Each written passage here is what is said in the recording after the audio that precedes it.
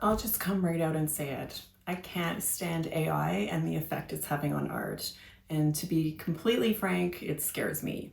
But I can't help but wonder, am I a huge hypocrite? Okay, more on that later. First, let's rewind a bit.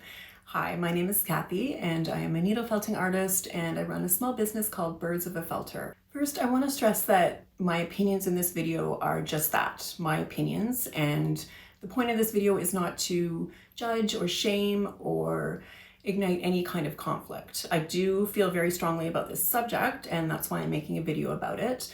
But I know that my opinions aren't necessarily shared by everybody, and that's totally okay. In fact, I'd love to hear your comments, whether or not you agree or disagree with me. I think discussion around this topic is a great thing.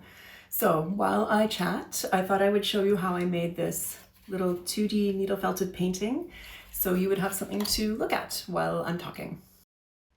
To be clear, it's not that I'm scared that AI will eventually become our evil overlords and destroy the human race. And I even think that some applications of AI are positive, for example, in the healthcare field. I'm talking mostly about art and media here. What really scares me is that soon I don't think we'll be able to visually tell which images and videos are real and which aren't. Has it really been only in the last few years that AI art has hit the mainstream? It's hard to believe that all the generative AI programs didn't exist pre-COVID, but according to my research, while AI art has been around for decades in much more primitive forms, it wasn't until 2021 that the artificial intelligence company OpenAI started releasing prompt-based AI models, and since then, their implementation and growth has skyrocketed.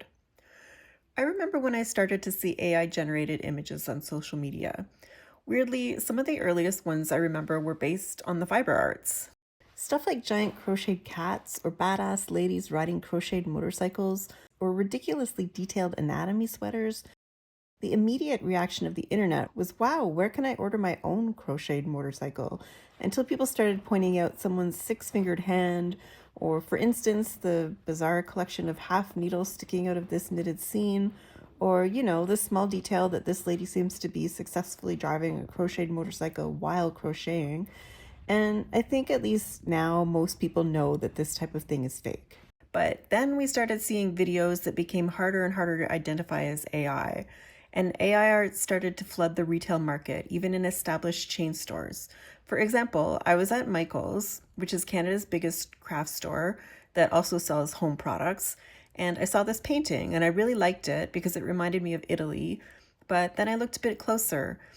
I'm assuming these are oranges that fell off the trees, but look at them sitting next to the door. They're as big as pumpkins. The perspective is completely off, and that's a clear AI blunder. And to be honest, I find it disgusting that a huge corporation like Michael's can't just pay an actual artist to paint a picture like this instead of stealing from other artists' work to create an inferior version. That's one of the biggest issues with AI art and artists.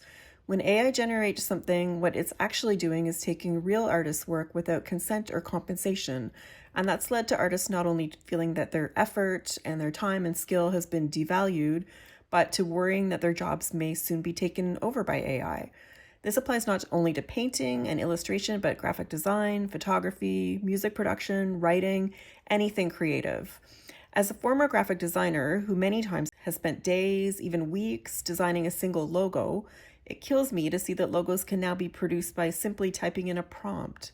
And whenever I read a caption on Instagram that's clearly written by ChatGPT, which is very often, I cringe. It's so obvious with the annoying repetitive sentence structure and cadence, not to mention the em dashes and obsession with certain words like quietly and honestly.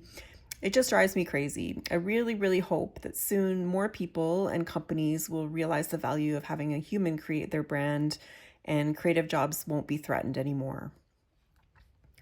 In the past couple of years, I've made a few resolutions that I've stuck to. I never have and never will use generative AI in any form, whether it's for writing captions, writing scripts for my YouTube videos, making thumbnails, editing photos, or creating any kind of image whatsoever, or animating my own creations. That's something I see a lot of on social media in the felting world, where people have used AI to make their creations come to life, so to speak. And I think that's a bit different because they're using AI to animate their own art. But the weird thing is, when I see those types of animation, They have the kind of surreal quality to them that gives me these weird uncanny valley feelings. Like part of the joy in creating little creatures for me is imagining them being real, and they lose some of their magic when AI is applied to them. Resolving not to use generative AI might make me less productive, or at least that's what I've been told, but I don't care if it takes more time to do it myself. I refuse to sacrifice the human element of my work for whatever minimal time it saves. So here's where I have to ask myself though, am I a hypocrite? Yes, it's true I don't use generative AI, but I once searched for pictures of foxes for reference on the absolute AI wasteland that is Pinterest, and I actually used one of the AI ones because the weird hyper realism showed the fox's color variations and contours a bit more clearly. And I've never had ChatGPT, but I do use AI overview when I Google stuff just because it's there, and I guess that's the same thing. And I totally admit it can be helpful. And recently I stumbled on an AI feature in YouTube that generates ideas for videos for you based on what you've made so far. And although some of them were really funny, such as, I tried needle felting with human hair so you do not have to, and can I needle felt a giant river otter in under 3 hours? Accompanied by slightly terrifying pictures like this one that appears to be a giant dead otter on a work table. I have to admit a few of the ideas were actually quite good, and who knows, I might use them in the future. Finally, as someone for whom writing has always come fairly easily, and as a trained graphic designer who knows Photoshop inside and out, it's easy for me to say I don't want or need any help writing captions or creating and refining images. But what if writing was a struggle for me, or if I was completely inexperienced in anything related to digital imagery, and I wanted to write scripts and titles and make thumbnails for my videos? Well, maybe I'd take any help I could get.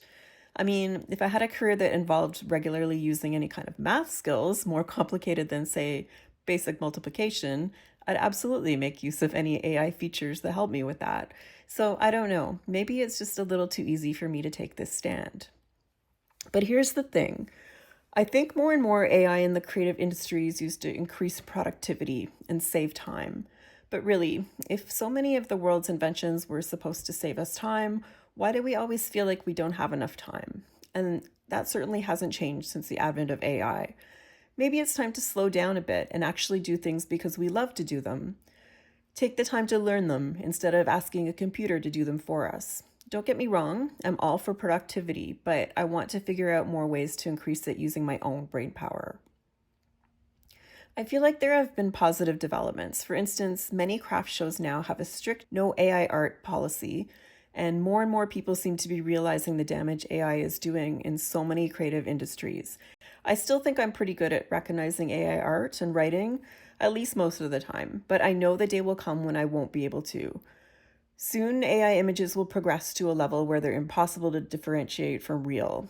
But maybe the movement towards implementing regulations and mandatory labeling of AI content on many platforms will help combat that.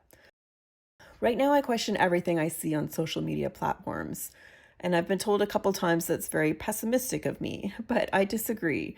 I think it's good to question it, and really, how can we help questioning it now? We've been conditioned to question it. Unfortunately, though, if social media is any indication, many people don't question it at all, and that's something that I hope will change soon. I think, at least I hope, that the actual art of needle felting is something that's still a long way from being able to be done by machines. And I think there will always be a market for human-made art, and that AI will never develop the ability to be creative in the same way humans are. Who knows though, maybe it will, or maybe some way of collaborating with AI to create art will be developed someday and open up new possibilities in the art world that haven't been done before. I really hope not, but in the meantime, I'm going to do my best to resist it, and I'm hoping other artists will do the same. So, if you're looking for a refuge from the craziness of bigger, better, and faster, I promise to keep this channel 100% real, and somewhere that you can relax and slow down and enjoy art away from the crazy world of AI. Thanks for watching and listening. Again, feel free to comment as I'd love to hear your thoughts on this subject. I'll see you in the next video, and until then, take care.